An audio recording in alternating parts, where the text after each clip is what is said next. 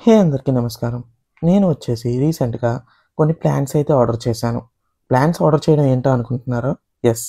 Plants, fishes మనం అన్నీ order చేసుకోవచ్చు ఆన్‌లైన్‌లో. అండ్ నేను వచ్చేసి ఈ ప్లాంట్స్ ది అఫోర్డబుల్ ఆర్గానిక్స్ నుంచి ఆర్డర్ చేశాను. వీళ్ళు చాలా తక్కువ ప్రైస్‌కి ఇస్తున్నారు ప్లాంట్స్ అయితే.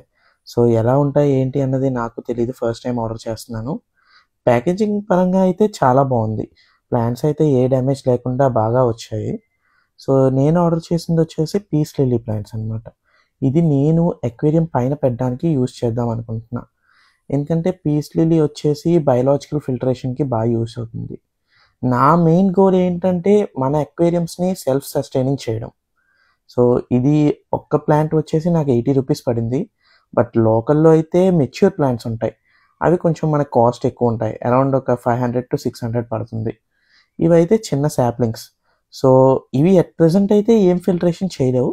బట్ అలా గ్రో అవుతున్న కొద్దీ మనకి యూజ్‌ఫుల్‌గా ఉంటాయన్నమాట. సో, చూద్దాం ఇవి ఎలా ఉంటాయి, ఏంటి అన్నది. ఇవి చూస్ చేయడానికి మెయిన్ రీజన్ ఏంటంటే వీటికి సన్‌లైట్ ఎక్కువ అవసరం లేదు. సో, మన అక్వేరియంలో ఉన్న లైట్‌తో ఇవి మాక్సిమం సస్టైన్ అవ్వగలవు. సో, నేనైతే ఇప్పుడు రూట్స్ అన్నీ నీట్‌గా క్లీన్ చేసుకుంటున్నాను. ఎందుకంటే దాంట్లో శాండ్ ఉంటుంది కదా!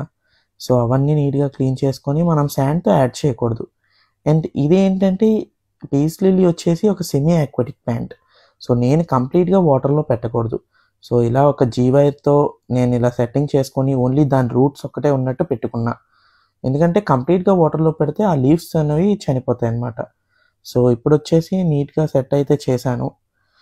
మన చిన్న అక్వేరియంలో వచ్చేసి ఒకటి పెట్టుకున్నా సాప్లింగ్.